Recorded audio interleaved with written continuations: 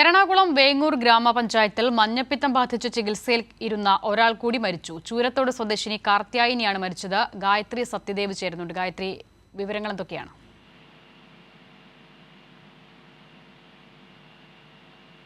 അസ്ത വേങ്ങൂർ ഗ്രാമപഞ്ചായത്തിൽ മഞ്ഞപ്പിത്തം ബാധിച്ച് ചികിത്സയിലിരുന്ന ഒരാൾ കൂടി മരിച്ചു എന്നുള്ള വാർത്തയാണ് പുറത്തു വരുന്നത്. വേങ്ങൂർ 11ാം വാർഡിൽ ഉൾപ്പെടുന്ന ചൂരത്തോട് കരിയാമ്പുറത്ത് വീട്ടിൽ കാർത്യായനിയാണ് മരിച്ചത്. 51 വയസ്സായിരുന്നു. മഞ്ഞപ്പിത്തം ബാധിച്ച കോട്ടയം മെഡിക്കൽ കോളേജിൽ ചികിത്സയിൽ തുടർന്നു വരവെയാണ് കാർത്യായനിയുടെ മരണം സംഭവിച്ചത്. ഇതോടെ ഈ വ്യാപകമായി മഞ്ഞപ്പിത്തം പടർന്നു പിടിച്ച വേങ്ങൂരിൽ ആകെ മഞ്ഞപ്പിത്തം ബാധിച്ച് മരിച്ച ആളുകളുടെ എണ്ണം 3ആയി.